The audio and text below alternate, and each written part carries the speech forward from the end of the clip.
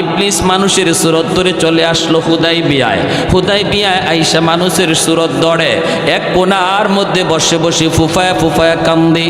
আল্লাহর নবী রহমতের নবী ইবলিসকে মায়ার নবী চেনেন নাই। নবীজি যায় জিজ্ঞেস করেন, কে গো তুমি? তোমাকে কোনোদিন দেখলাম না, কেন তুমি এই জায়গায় কান্দ?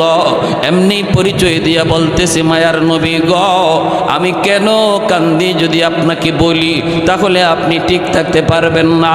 পরিচয় তোমার কে? কয় আমার পরিচয় যাই না, লাভ নাই।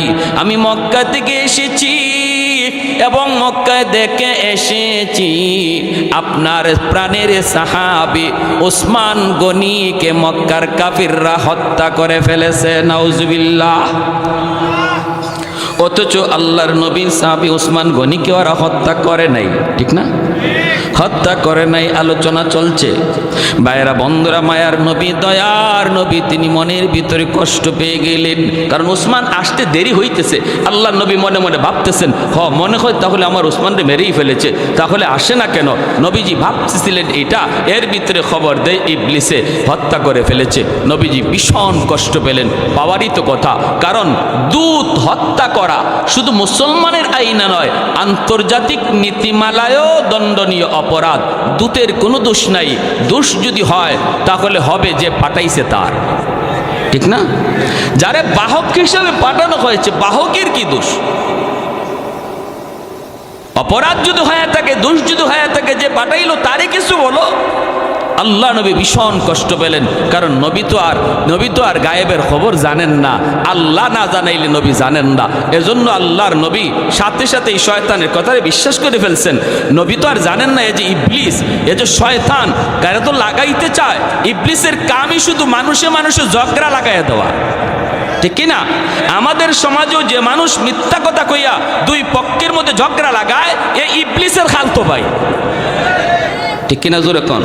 এটা ইবলিসের বৈশিষ্ট্য, এটা ইবলিসের খাসলত। আর মুসলমানের বৈশিষ্ট্য হলো, যদি দুই গ্রুপের মাঝে বা দুইজনের মাঝে বিদ্বেষ থাকে, সে মাঝখানে মিথ্যা কথা কইয়া আরো বিদ্বেষ দূর কইরা মহব্বত বাড়ায়।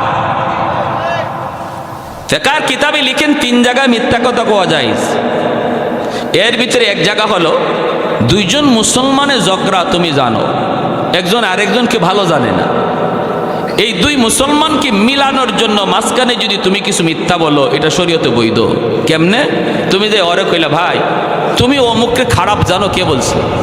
সে তো তোমার খারাপ জানে না, সে তোমার প্রশংসা করে, মূলত কিছুই না। আর ওর কাছে গিয়া কইছে, ভাই তুমি অমুককে কেন খারাপ জানো?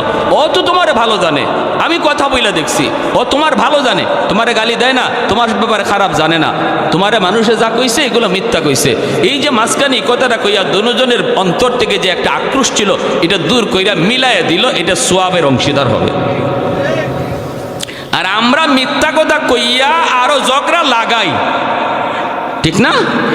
এতটা ছিল না, আমি মিথ্যা কইয়া যতটা বাড়াইছি। আরেকটা মিথ্যা কথা বলার জায়গা আছে, প্রাণে বাঁচার জন্য শরীয়তে অনুমতি দিয়ে দিছে, মেরে ফেলবে এই অবস্থায়। আরেকটা মিথ্যা বলার জায়গা বলবো, হ্যাঁ? এটা কিন্তু খুব জটিল বিষয়, এটা মাইক বন্ধ করে কইলে ভালো হয়। এটা ঘরের বিষয়, ঘরের বিষয়, কথা বুঝেননি? এটা ঘরের বিষয়। ঘরের ম্যাডাম যদি গরম হয় আর তোমার কোনো সত্য কথায় যদি ঘরে আগুন লাগার সম্ভাবনা থাকে, ম্যাডাম যদি মাথা গরম হয়ে যায়, তখন তুমি মাথা ঠান্ডা করার জন্য মিথ্যা বলতে পারবা। যেমন শাড়ি তুমি কিনছো 500 টাকা দিয়া, এখন ঘরে যদি এসে বলো শাড়ির দাম 500, তাহলে যদি বুঝো যে না ভেজাল বাড়বে, 500 বললি, তোমার জন্য লুঙ্গি কিনো আর প্যান্ট কিনো আর শার্ট কিনো 1500 2000 টাকা দিয়া, আর আমার জন্য শাড়ি কিনতে 500 আর 600 নেও, এই শাড়ি তুমি যে পরো, আমার পরা লাগবে না, তুমি পরো। এই ধরনের কোনো ভয় যদি থাকে, তখন তুমি ঘরে আইসা বলতা শাড়ির দাম 2000। এখন কাম হয়েছি না, কইসলাম নি মাইক বন্ধ করে কইতাম। এখন তো আপনারা ঘরে সত্য কথা কইলেও বিশ্বাস করবে না, হাসা কথা কইলেও এখন মিছা মনে করবে, ঠিক না? আমার ভাইয়েরা, বন্ধুরা, যুবক, আমি লম্বা টান দিতে পারবো না, আওয়াজও চড়াইতে পারবো না, কারণ একটু পরপরই আমার গলা শুকায় আসতেছে মাইকের কারণে। একটু মনোযোগ আমার দিকে, নরমাল সুরে কিছু কথা বলবো, একটু দিল দিয়া শুনেন। আল্লাহর নবী, রহমতের নবী বলতেছেন, সাহাবীরা, আমার ওসমানকে যারা হত্যা করেছে, বিচার না নিয়ে আমি মদিনায় যাব না। তোমরা কে কে আমার হাতে হাত রেখে বায়াত নিবা? কে কে হাতে হাত রেখে বায়াত নিবা? ওসমান হত্যার বদনা না লইয়া আমি মদিনার দিকে রওনা দিব না রে। সাহাবায়ে কেরাম আল্লাহর নবীর হাতে হাত রেখে বায়াত নিলেন। ওই বায়াতটার নাম হলো ইসলামের ইতিহাসে হুদায়বিয়ার সন্ধির বায়াতের দোয়া। দ্বীনের নবী, মায়ের নবী বলেন, সাহাবীরা, তোমরা আমার হাতে হাত রেখে বায়াত দিয়েছ। আমার উসমান আজকে জীবিত নাই। যদি আমার উসমান থাকতো তাহলে উসমানের হাতটাও তো আমার হাতে লাগতো। তোমরা নিজেরা সাক্ষী থাকো, আমি আমার উসমানকে এত মায়া করি, এত আদর করি, এত মহব্বত করি রে। আমি নবীর দুইটা হাতের মধ্যে একটা হাত আমি নবীর হাত, আরেকটা হাত হলো আমার উসমানের হাত। নিচের হাতটা হলো আমি নবীর হাত, উপরের হাতটা হলো উসমানের হাত। যেই মাত্র এই খবর আবু সুফিয়ানের কাছে চলে গেল, নবীজি সাহাবায়ে কেরামের হাতে হাত রেখে উসমান হত্যার বদলা নিতে চান। আবু সুফিয়ান সাথে সাথে কয় কি, আমরা তো উসমানকে হত্যা করি নাই, মুহাম্মদকে এই খবর দিল কে? তাড়াতাড়ি করে চলো মুহাম্মদের কাছে যাই। উসমান গনিকে সাথে নিয়ে ওরা চলে আসলো হুদায়বিয়া নামক জায়গায়। আইসে বলতেছে, কে বলছে আপনার আমরা উসমান হত্যা করেছি? এই যে নেন আপনার উসমানকে। আল্লাহর নবীর সামনে উসমানকে তারা অক্ষত অবস্থায় ফিরাইয়া দিল। আল্লাহু আকবার। এইবার দ্বীনের নবী, মায়ার নবী বলতেছেন, আমরা মক্কায় ঢুকবো আল্লাহর ঘরখানে কাবা তওয়াফ করার জন্য। তোমাদের কোনো বাধা আছে? আবু সুফিয়ান কয়, হ, বাধা আছে। এই বৎসর তোমরা মক্কায় ঢুকতে পারবা না, এখান থেকে তোমরা মদিনায় চলে যাও। সংক্ষেপে বলি, মোটামুটি সবার জানা উদ্দেশ্য আমার সামন্দিকে। আল্লাহর নবীকে ওই অবস্থায় আবু সুফিয়ান কয়, না, তোমরা এই বৎসর মদিনায় চলে যাও, আগামী বৎসর আসবা উমরা করার জন্য। এই বৎসর মক্কায় ঢুকতে দেওয়া হবে না। একটা সন্ধি হোক এই মর্মে একটা সন্ধি হোক লিখনি। এই সন্ধির মধ্যে আল্লাহর নবীর সাথে আবু সুফিয়ানের একটা লিখিত চুক্তি হয়। এই চুক্তির মধ্যে যতগুলি পয়েন্ট, প্রতিটা পয়েন্ট ছিল দুশমনদের পক্ষে, মক্কার মানুষদের পক্ষে, নবীজির বিপক্ষে। এক নম্বর সন্ধির প্রস্তাবটা ছিল, এই বৎসর উমরা করা যাবে না, এখান থেকেই তোমাদেরকে রিটার্ন মদিনায় চলে যেতে হবে। আল্লাহর নবী বলেন, ঠিক আছে, লেখো। যেই মাত্র লিখতেছেন, হযরত ওমর মায়ার নবীর হাত ধরে বলেন, নবী গো, এখান থেকে ফিরত যাওয়ার জন্য মদিনা থেকে আসি নাই। ইয়া রাসূলুল্লাহ, এই প্রস্তাবে রাজি হইয়েন না, আমরা জান দিতে প্রস্তুত গো নবী, তবুও উমরা না করে মদিনায় যাইতে রাজি না। নবী বলেন, ওমর চুপ করো, আমি নবী নিজের থেকে কিছু বলি না, যা বলি আমার আল্লাহর ইশারায়। মা ইয়ান্তিকু আনিল হাওয়া ইন হুয়া ইল্লা ওয়াহয়ু ইউহা। আমি নবী নিজের থেকে কিছু বলি না, অতএব না কথা বাড়েও না। এক নম্বর পয়েন্ট লেখা হলো। 2 নম্বর পয়েন্ট, আগামী বছর আপনারা আসবেন, অস্ত্র ছাড়া কিছুই সাথে আনতে পারবেন না। 3 দিন আপনারা অবস্থান করবেন, এর ভিতরে মক্কা থেকে কাউকে সাথে নিতে পারবেন না। সন্ধি হওয়ার পর থেকে মক্কার কোনো মানুষ যদি আপনাদের কাছে মদিনায় যায়, তাকে আপনারা রাখতে পারবেন না, ফিরাইয়া দিতে হবে মক্কায়। আর যদি মদিনা থেকে কোনো মানুষ আমাদের কাছে আয়, আমরা তারে ফিরাইয়া দিব না, আমরা তাদের নিজেদের মধ্যে রাখবো। দেখেন কত বড় কথাটা বুঝছেন? আপনাদের লোক যদি আমাদের কাছে আসে, আমরা ফিরায় দিব না, কিন্তু আমাদের মক্কা থেকে কোনো মুসলমান যদি তোমাদের কাছে যায়, আমাদের কাছে ফিরায় দিতে হবে। দিনের নবী মায়ার নবী বলেন লেখো হযরত উমর কত গরম সাহাবী নবীজির পাশে বৈশা নবীর হাত মোবারক আবারও ধইরা বলতেছেন মায়ার নবী গো এটা লেখেন না, এই অনুমতি দিয়েন না গো নবী। ও গো নবী কি কন, ওরা যা বলতেছে তাই আপনি লিখতে দিতেছেন। নবী তখনও বলেন উমর চুপ করো, কথা কয়ো না, একটু ধৈর্য ধরো। আল্লাহ পাক রব্বুল আলামিন এই সন্ধিকে তিনি সুস্পষ্ট বিজয় ঘোষণা করেছেন। মেয়াদ হবে 10 বছর, মেয়াদ হবে 10 বছর। 10 বছরের ভিতরে মক্কার মানুষ মদিনায় যাবে, মদিনার মানুষ মক্কায় আসবে, ব্যবসা বাণিজ্যের সুবিধার্থে একজন আরেকজনের সাথে কথা বলবে, লেনদেন হবে। কিন্তু মুসলমান, মক্কার মুসলমান যদি মদিনায় থাকতে যায় তারে ফেরত পাঠায় দেওয়া লাগবে। মক্কার কোনো মানুষ মদিনায় যেয়ে থাকতে পারবে না, বাকি যাতায়াত থাকবে। কাফের মুসলমানে ব্যবসা বাণিজ্য হবে। শুধু এতটুকুই ছিল, এতটুকুই মুসলমানদের প্লাস পয়েন্ট। হযরত ওমর ফারুক রাদিয়াল্লাহু তাআলা আনহু বারবার নিষেধ করেন, এরপর নবী অনুমতি দেন লেখার জন্য। সর্বশেষে যখন এই পত্রের মধ্যে 2 দিক থেকে লেখা হবে, একদিকে মায়ার নবী নাম আর একদিকে লেখা হবে আবু সুফিয়ানের নাম।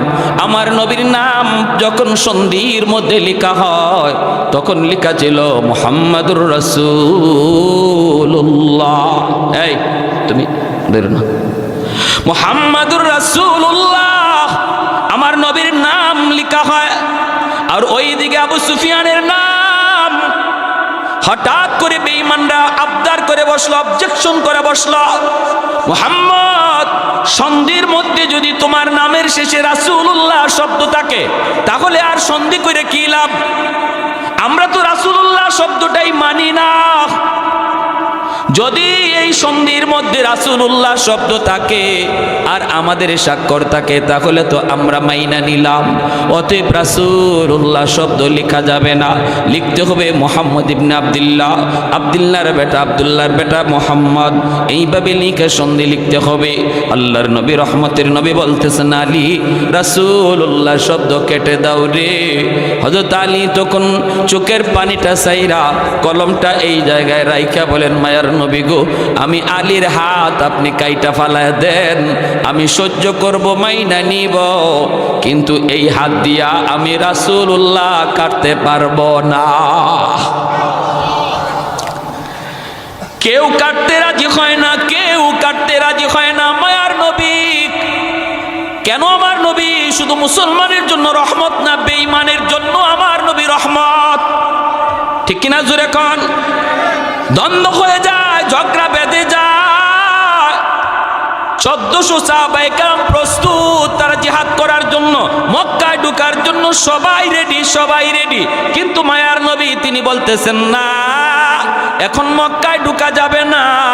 এই অবস্থায় যদি ঢোকা হয় তাহলে মারামারি হবে। মক্কায় এইভাবে ঢুকতে আমি নবী রাজি না।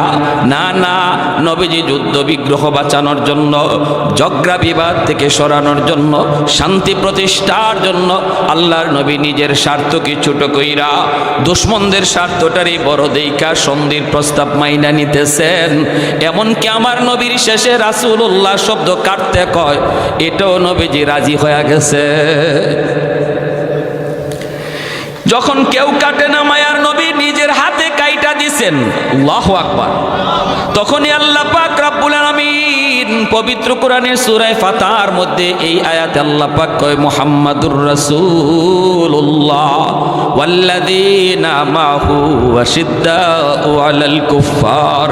আল্লাহ পাক রব্বুল আলামিন তিনি ইশারা দিলেন, এ দুশমনের দল, তোমরা আমার বন্ধুর নামের শেষে রাসূলুল্লাহ শব্দ কেটে দিয়েছো, সাময়িকভাবে শুধু কাটছো, একটা সন্ধির কাগজের মধ্যে তোমরা কাটছো। এই কাগজ আজ আছে কাল নাই, কিন্তু আমি আল্লাহ এমন এক কাগজের মধ্যে আমার নবীর নামের সাথে রাসূলুল্লাহ লিখে দিব, কিয়ামত পর্যন্ত আর মিটানো যাবে না। আর একটু জোরে কন্যা মুসলমানের আওয়াজে সুবহানাল্লাহ।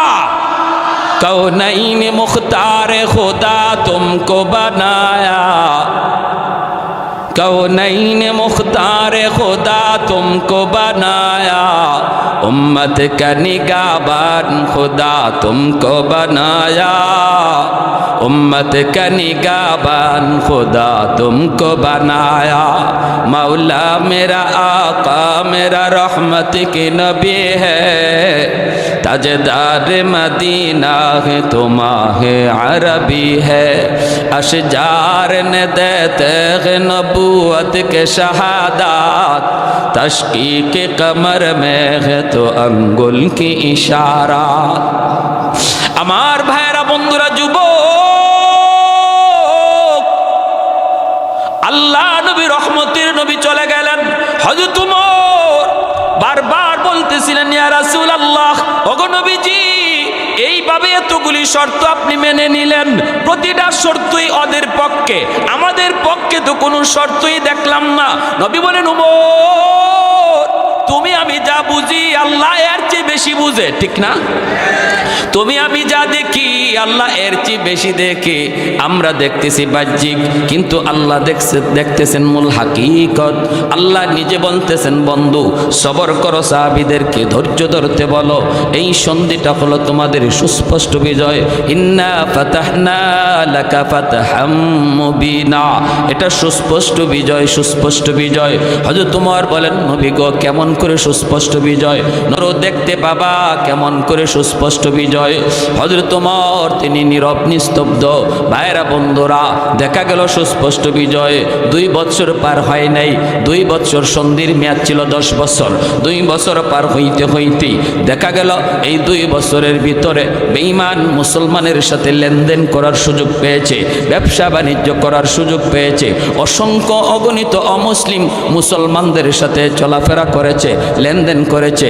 এই লেনদেন চলাফেরার কারণে মুসলমানের আখলাক আর মুসলমানের ব্যবহার, মুসলমানের উত্তম চরিত্র দেখা গোপনে গোপনে 1400 থেকে মুসলমান হয়ে গেছে 10,000। জোরে কন্যা সুবহানাল্লাহ।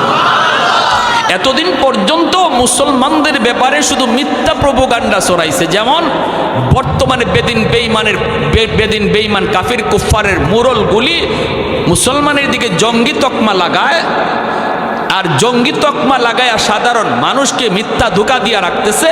যারা সত্যিকার অর্থে মুসলমানের সাথে মিশতেছে, মুসলমান চিনতেছে, এরা বুঝতেছে মুসলমান জঙ্গি নয়, ঠিক কিনা জোরে বলেন? এরা বুঝতেছে, এরা জানতেছে। বর্তমানে তালেবানরা, এদেরকে যে জঙ্গি বলা হয়, মিথ্যা প্রোপাগান্ডা। আর এই সার্টিফিকেটটাই ভারতের একজন সাংবাদিক আফগানিস্তানে ছিল, সে নিজের চোখে তালেবানদের সুশাসন দেখে এসেছে, তাদের নিরাপত্তার দৃশ্য দেখে এসেছে। আইসে সে বাস্তব চিত্রটা ভারতের জমিনে আসল কথাটা কয়ে দিছে। সে বইলা দিছে তালেবানরা খারাপ নয়, যা বলা হইতেছে এদের বিরুদ্ধে সব মিথ্যা। তালেবানরা হলো আদর্শ মানুষ এবং ন্যায় পরায়ণ, ঠিক কিনা জোরে কা?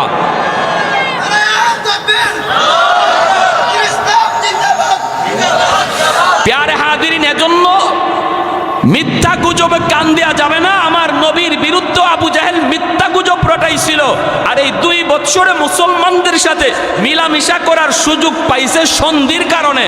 আর এতে করে সাধারণ কাফির কুফফার মুসলমানরা যে কত ভালো, এদের আখলাক যে কত সুন্দর, আমার নবীর চরিত্র যে কত ভালো, এটা নিজের চোখে দেখা 1400 থেকে 2 বছরে হয়ে গেছে 10,000। হইছে নিকা? আবু জাহেলে কয়, কিরে, সন্ধির মেয়াদ হইল 10 বছর, 2 বছরেই যদি 10,000 হইয়া যায়, 10 বছর পার হইলে আমাকে পিছনে কেউ থাকবো নি? কথা বুঝেন না আপনারা?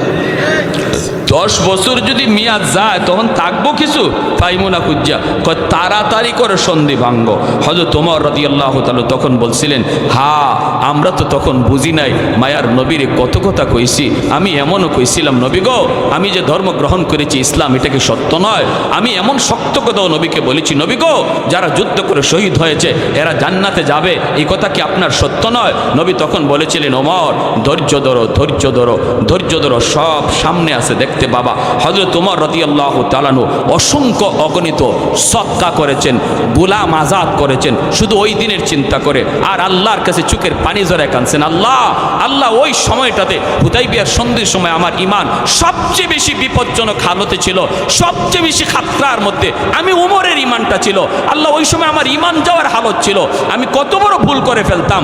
আজ বুঝতেছি আমার নবীর সিদ্ধান্ত তোমার ইশারায় হয়েছে। সুবহানাল্লাহ। দিনের নবী, মায়ার নবী, রহমতের নবী 2 বছর পরেই যখন আবু জাহেল জানায় দিল, আবু জাহেল নয়, আবু জাহেল তো শেষ, আবু সুফিয়ান যখন জানাইলো আমরা সন্ধি মানি না, আল্লাহর নবী সাথে সাথে সন্ধি ভঙ্গ করার পর মক্কা বিজয়ের প্রস্তুতি নিলেন। 10,000 সাহাবায়ে কেরাম নিয়ে মায়ার নবী মক্কার উপকণ্ঠে নবী হাজির হয়ে গেলেন। হাজির হয়েই নবী অবস্থান করলেন সমতল জায়গায়। আবু সুফিয়ান খবর পেয়ে গেল নবী মক্কা দখল করার জন্য তিনি রেডি, মক্কার কাছাকাছি চলে এসেছেন। কিন্তু কি পরিমাণ লোক আল্লাহর নবীর সাথে এনেছেন রে, আবু সুফিয়ান জানে না, মক্কার কাফেররা তারাও জানে না নবীর সাথে কি পরিমাণ লোক আছে।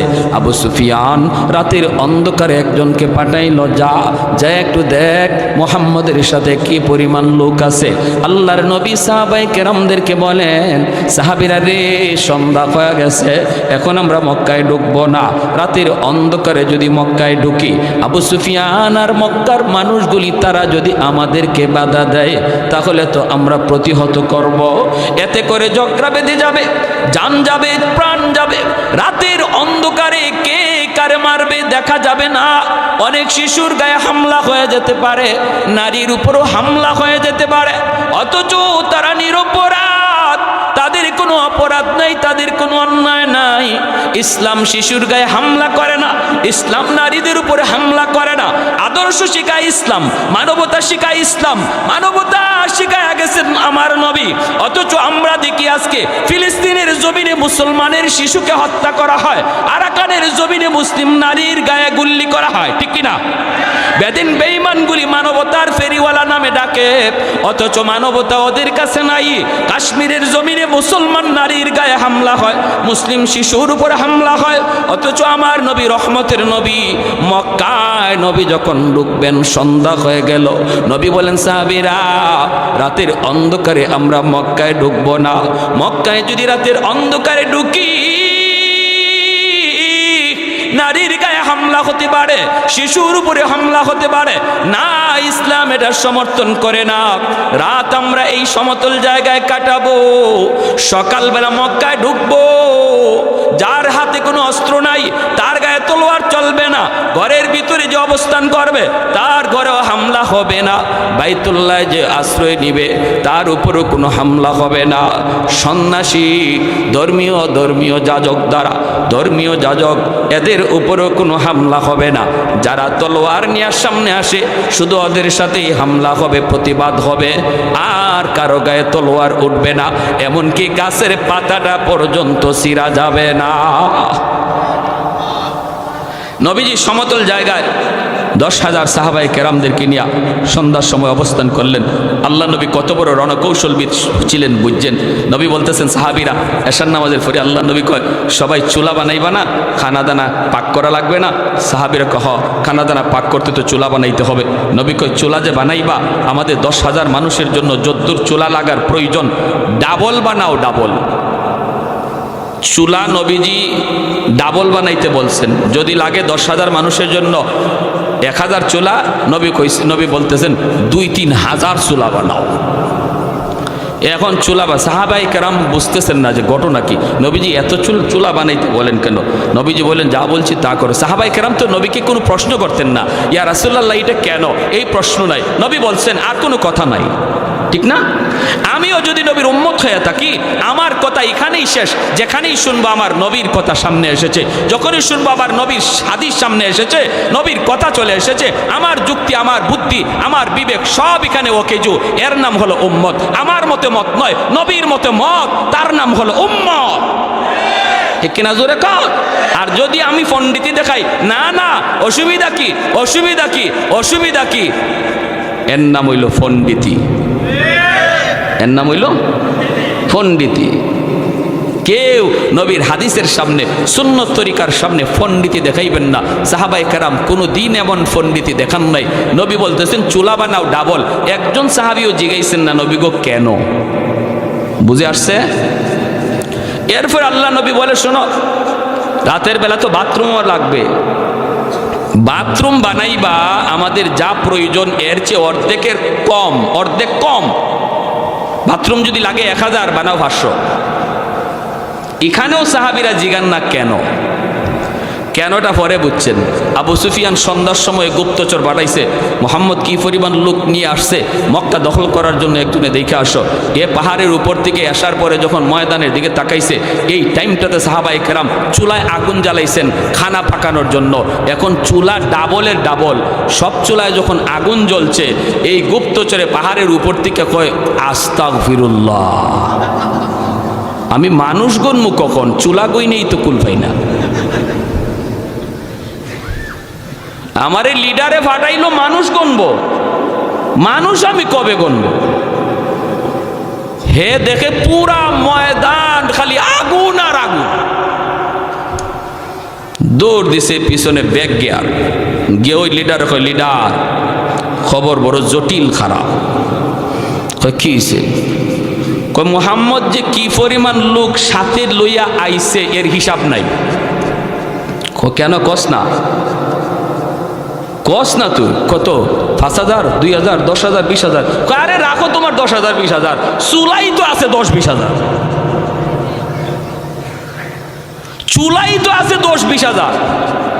মানুষ নিচে 50-60 হাজারের কম হবে না। এক চুলার মাঝে কি একজনের খানা ফাঁকায়? এক চুলার ভিতরে 10জন 20 জনের চুলা ফাঁকায়। আমি চুলা গণ্যা শেষ করতে পারি নাই। আবু সুফিয়ান কয় আস্তাগফিরুল্লাহ, ভগবান রাম রাম রাম, কোন কাম হয়? রাম রাম রাম কোন কাম হয়? শেষ সাথে পাঠাইছে গুপ্তচর আরেকটা সিআইডি, কয় তুই যাই একটু দেখে আয় তো, এই আগ্রাইতে যে খবর দিল এর খবর সঠিক না বেঠিক। আরে সকালবেলা যে যুদ্ধ করব আগে তো বুঝতে হইব শত্রু দুশ্মনের তাদের শক্তি কেমন, জনবল কেমন, এটা তো বুঝে যুদ্ধ করা লাগবে। তুই একটু দেখে আয় না আগ্রাইতে হেজে রিপোর্ট দিল এটা সঠিক না বেঠিক। এ যে টাইমে গেছে এই টাইমে ঘুম থেকে সাহাবায়ে কেরাম উঠা সবাই বাথরুমের সামনে গিয়ে লাইন ধরছে। বাথরুম তো নবী বলছেন যা লাগে এর চেয়ে অর্ধেক কম বানাও। এখন বিশাল লাইন এক এক বাথরুমের সামনে। ইস্তেমার ময়দানে দেখছেন না হালত কি হয়? পাহাড়ের উপর থেকে ছায়া কয় রাম রাম রাম রাম, আমি মানুষ গণমু কখন? বাথরুমের সামনে যে হাজারে বিজারে খাড়াই রইছে, সবার তো আর বাথরুমে ধরছে না। যদি এক তাবুতে 50 জন থাকে, আইসে মাত্র 2 জন বা 3 জন বাথরুমও, বাকি 40 জনই তো তাবুতে রয়েছে। হাই রে হাই, কার সাথে কি যুদ্ধ করব? ইয়েও দিছে পিছনে ব্যাগ গিয়ার, যা একটা উস্তাদ খবর বড় জটিল খারাপ। কি পরিমাণ লোক মোহাম্মদের যে সাথে লই আইছে এর হিসাব নাই। বলে কস না তুই কি পরিমাণ? কয় হ্যাঁ কি পরিমাণ কইছে? কয় হ্যাঁ তো কইছে 40-50 হাজার আইব। কয় দূর রাখো, বাথরুমের সামনেই তো 40,000 খারাই দিছে। আবু সুফিয়ান কয় যার যার জান বাঁচা, আমি আমার জান বাঁচাই।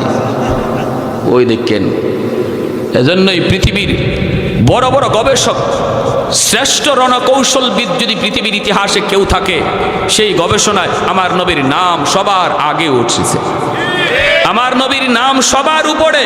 পৃথিবীর শ্রেষ্ঠ রণকৌশলবিদ, যুদ্ধের কৌশল পৃথিবীতে কে সবচেয়ে বেশি জানতেন, এই ইতিহাস যখন বেঈমানরা লিখছে সেখানেও আমার নবীর নাম সবার আগে। সুবহানাল্লাহ।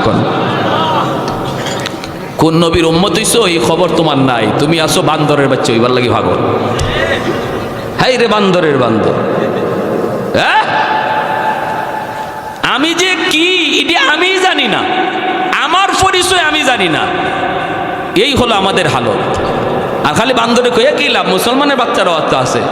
এই কিছুদিন আগে আর্জেন্টিনা ব্রাজিল গেছে না, কত যে মেসির উম্মত খারাইছে রাস্তায়, আর কত নেইমারের উম্মত যে খারাইছে।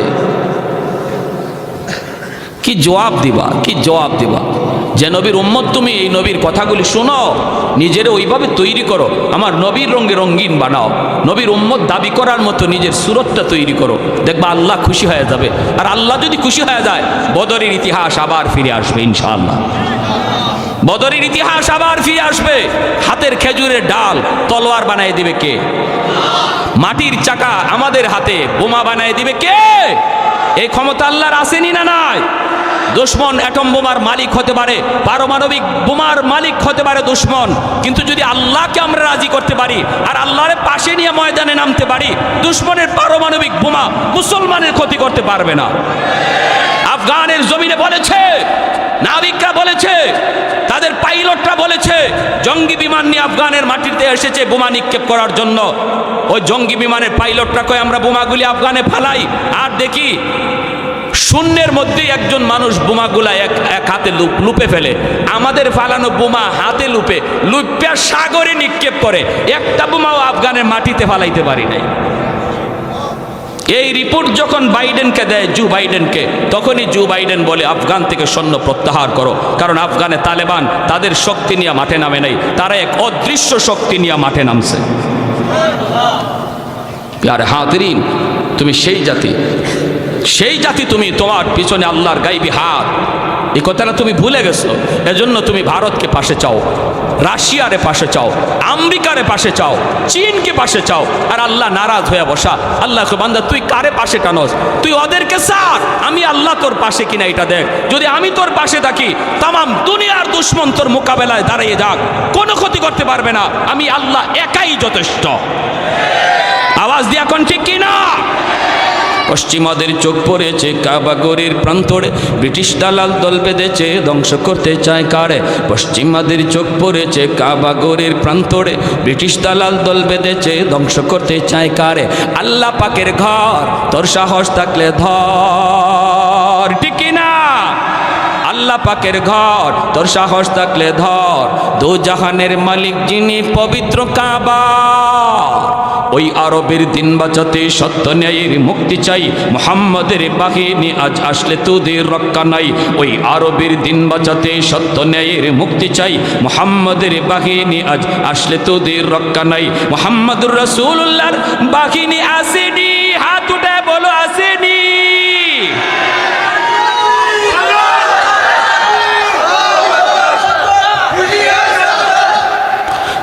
একটু দাঁড়াও, জেগে উঠো ওহে মুসলমান, আর কতদিন দিন ইসলামের সইবে অপমান। একটু দাঁড়াও, জেগে উঠো ওহে মুসলমান, আর কতদিন দিন ইসলামের সইবে অপমান।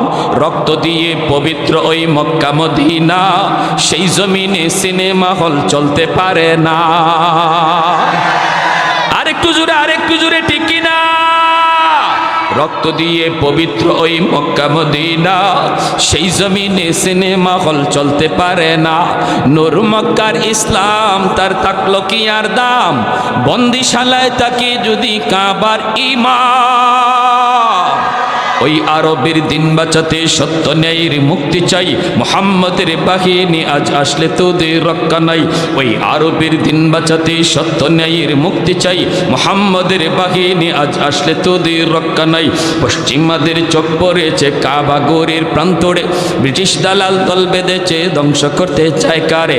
আল্লাহ পাকের ঘর, তোর সাহস থাকলে ধর।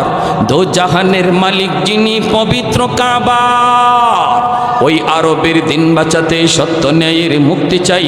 মুহাম্মাদের বাহিনী আজ আসলে তোদের রক্ষা নাই। মুহাম্মাদুর রাসূলুল্লাহর বাহিনী আসেনি, হাত উঠে বলো আসেনি। একটু জোরে কোন আল্লাহু আকবার, আরো জোরে আল্লাহু আকবার। দ্বীনের নবী, মায়ার নবী, এই অবস্থায় আল্লাহর নবী কি করলেন? সকালবেলা মক্কায় ঢুকলেন। আসেনি বেঈমান কেউ মক্কায়? মনে আছে? নেতাই যদি কয় তোরার জান তোরা বাঁচা, আমার জান আমি বাঁচাই, তাইলে কর্মী আর মাঠে থাকবে? কি কোন থাকবে? আর আমার ভাইয়েরা, বন্ধুরা, যুবক, আল্লাহর নবী তিনি মক্কায় ঢুকলেন। এই অবস্থায় কেউ নবীর সামনে দাঁড়ায় না, সাহাবায়ে কেরামের সামনেও কেউ দাঁড়ায় না। আল্লাহর নবী মক্কায় ঢুকে বলতেছেন, সাহাবীরা, এতদিন পর্যন্ত তোমাদের বাড়ি ঘর, এখন শুনলেন কথাটা, শুনলেন, এখনের কথাগুলো সবচেয়ে ইম্পর্টেন্ট। মুহাম্মাদুর রাসূলুল্লাহ ওয়াল্লাযীনা মাআহু আশিদ্দাউ আলাল কুফফার রুহামাউ বাইনাহুম। কাফের কুফফারদের ক্ষেত্রে নবী গরম, ইমানদারের ক্ষেত্রে নবী নরম। আমার নবী কতটা নরম ছিলেন, কতটা নরম ছিলেন। দুশমনদের সামনে নবী মানবতা দেখাইছেন। আমার নবী শুধু মুসলমানের জন্য রহমতের নবী না, কুল কায়নাতের জন্য রহমত। নবীজি মক্কায় ঢুকলেন, ওই মক্কার মানুষগুলি নবীকে মক্কায় থাকতে দিল না, নবীকে জোর করে মক্কা থেকে বের করে দিল। অথচ জন্মভূমিতে কার না থাকতে মন চায়? এরপরও মায়ার নবীকে জন্মভূমিতে থাকতে দিল না। আল্লাহর নবী সাহাবায়ে কেরামদেরকে ডাক দিয়া বলেন, সাহাবীরা রে, এতদিন পর্যন্ত তোমাদের বাড়িঘর দখল করে রেখেছিল বেঈমানগুলি, মালিক ছিল তোমরা, কিন্তু দখলে ছিল বেঈমান কাফের কুফফারদের। আজ তোমরা বাড়িঘর ফিরে পাওয়ার জন্য মক্কা দখল করো নাই। আমি নবী মক্কায় এসেছি আমার বাড়ি দখল করার জন্য নয়, বরং আমি নবীর বাড়িটাও যে দখলে নিয়ে রাখছে, আমি নবী আজ তার কাছে যায় বলবো, ভাইরে এতদিন পর্যন্ত এই বাড়ির মালিক তুমি ছিল না, মালিক ছিলাম আমি, তুমি ছিল দখলদার। আজ আমি নবী তোমাকে মালিক বানায়া দিলাম। আরেকটু আস্তে সুবহানাল্লাহ কোন, আরেকটু আস্তে সুবহানাল্লাহ কোন। পৃথিবীর জমিনে এমন কোন নজির কেউ দেখাইতে পারবে? পৃথিবীতে এমন কোন নজির কেউ দেখাইতে পারবে না। এত নির্যাতন, আমার ঘর থেকে যে পিটাইয়া আমারে বাইর করলো, বাইর কইরা এই ঘরের মধ্যে দখলদারি লইয়া বইয়া থাকলো, পরে আমি শক্তি জুগাইয়া এই বাড়ি দখল করলাম।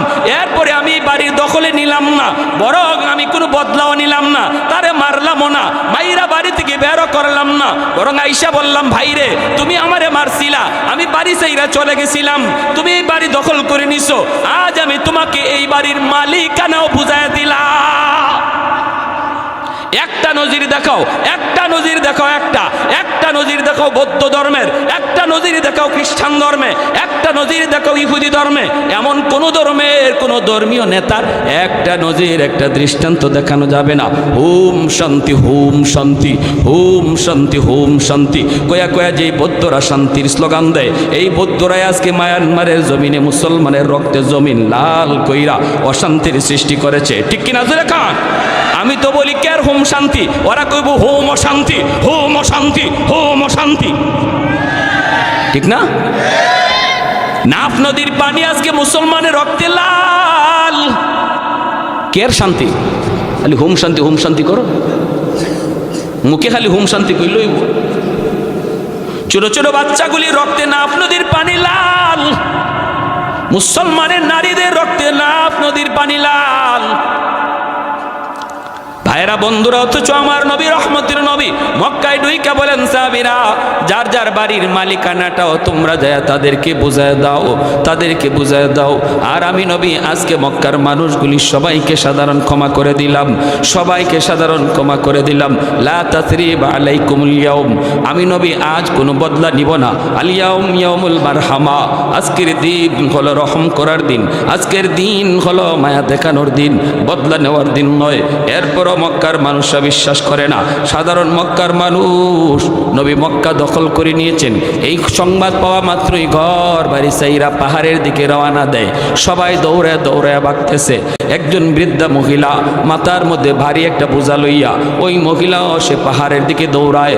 আল্লাহর নবী রহমতের নবী তিনি তাকায় তাকায় দেখেন মানুষগুলি নবীর কথা বিশ্বাস করে না।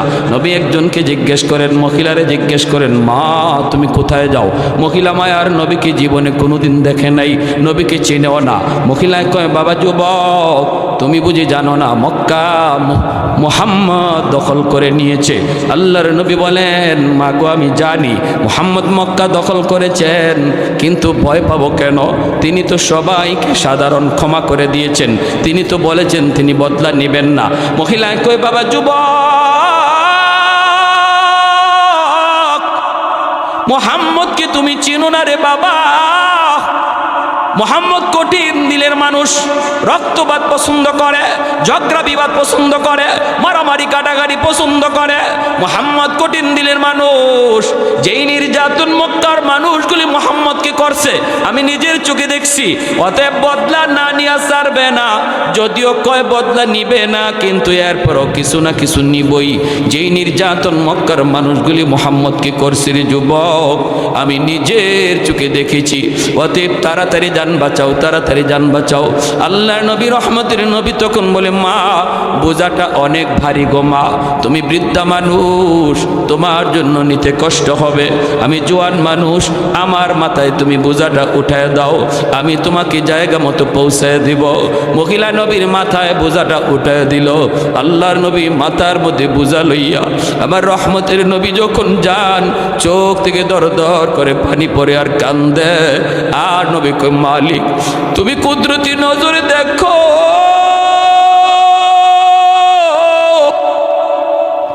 আমি নবী সবাইকে ক্ষমা করে দিয়েছি, এরপর ওরা বিশ্বাস করে না গো আল্লাহ, আমার কোনো দোষ নাই, আমি কো বদলা নেওয়ার কথা বলি নাই গো মালিক।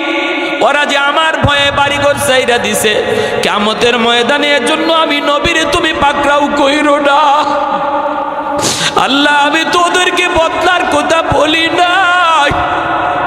আমার নবী রহমতের নবী যখন চোখের পানি জড়ায় জড়ায় এই বোঝাটা লইয়ার সামনের দিকে যান, মহিলা পিছন থেকে মায়ার নবীর জন্য দোয়া করে। যুবক তুমি তো সাধারণ মানুষ না, তুমি মনে হয় আল্লাহর ফেরেশতা, তুমি মনে হয় ভগবানের পাঠানো কোনো দূত, তোমার মতো যুবক এই জমিনে হয় না।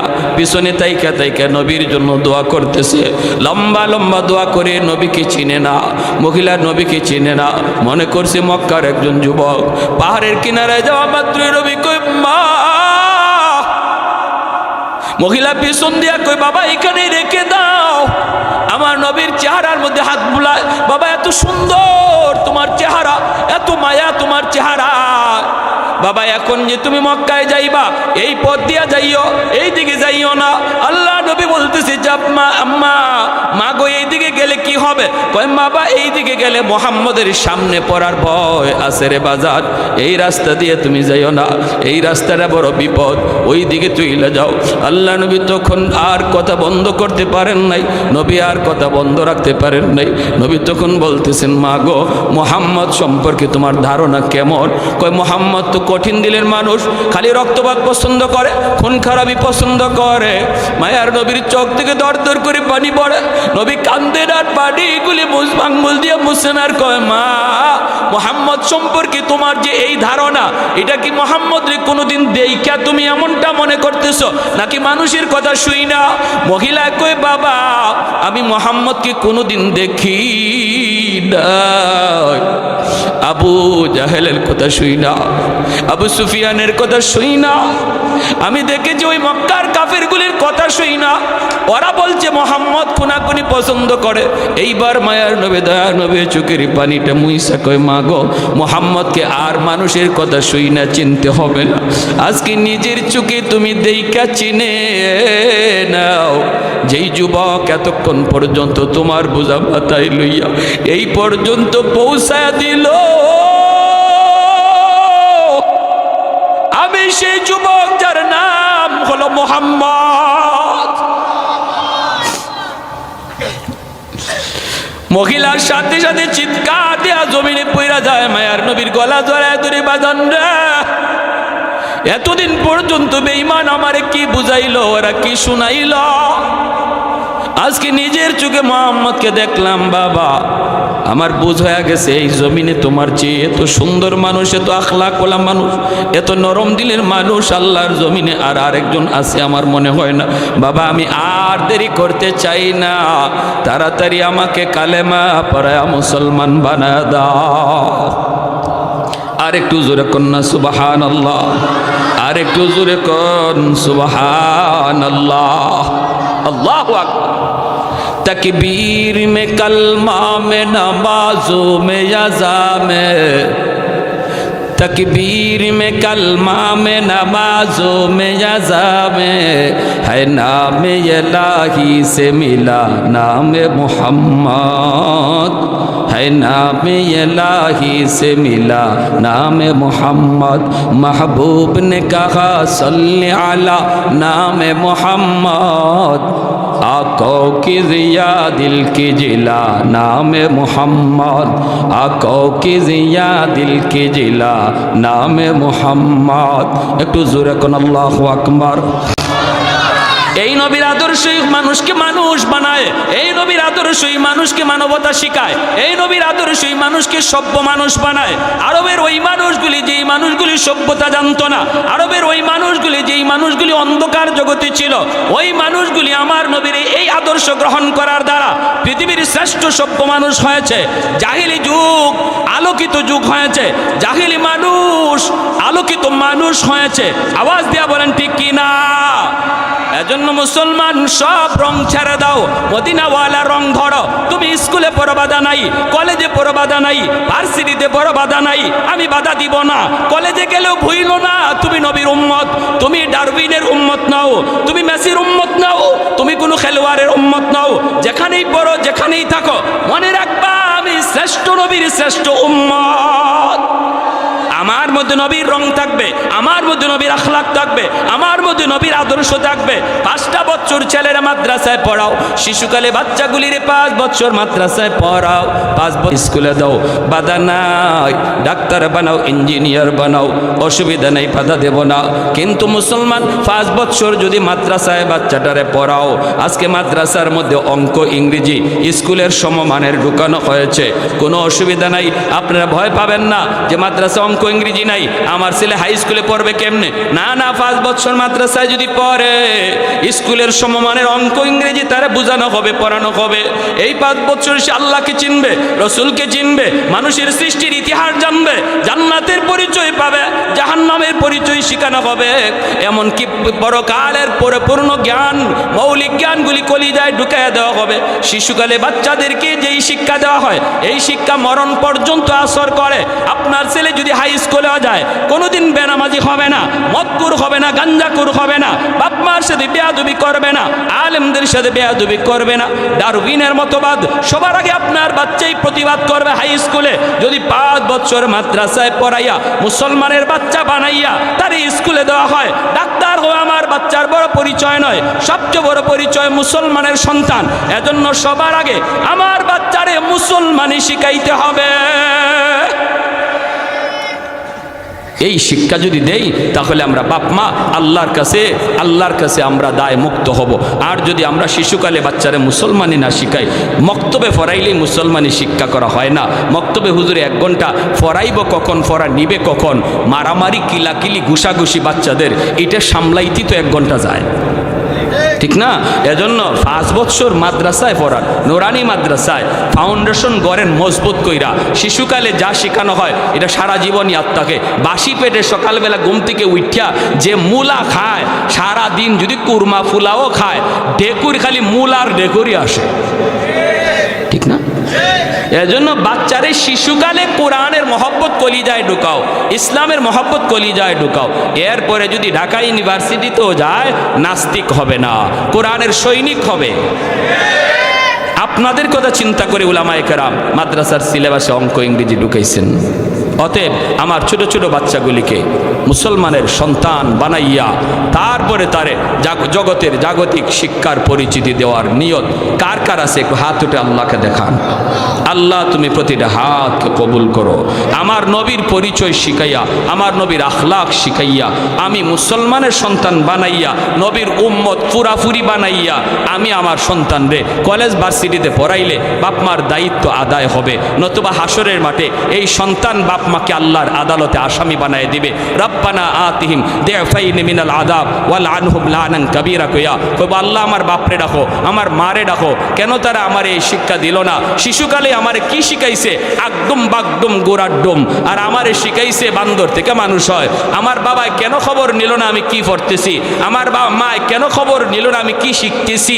আল্লাহ আমার বাপরে ডাকো, আমার মারে ডাকো, কোন প্রতিষ্ঠানে ভর্তি হইমু, কি শিখমু, আমি তো ছোট্ট ছিলাম, আমি বুঝি নাই, সিদ্ধান্ত ছিল আমার বাবার, সিদ্ধান্ত ছিল আমার মার, সবার আগে বাপ মারে এই কলিজার টুকরা সন্তানে আল্লাহর দরবারে আসামি বানাইয়া জাহান্নামী বানাবে। অথচ হাজি সাহেব ছিল বাবা, হাজি সাহেব ছিল বাবা, বাবা ছিল সামনের কাতারে নামাজি, বাবা ছিল একজন বড় পাগড়িওয়ালা, বাবা ছিল এরকম লক্ষ টাকা দানবীর, কিন্তু এরপরও সন্তানের মামলায় বাবা জাহান্নামী হবে। আল্লাহ আমাদেরকে সহি বুঝদান করো, সবাই বলি আমিন। ওয়া আখির দাওয়ানা আনিল হামদুলিল্লাহি রাব্বিল আলামিন। আল্লাহুম্মা সাল্লি আলা মুহাম্মদ ওয়া আলা আলি মুহাম্মদ।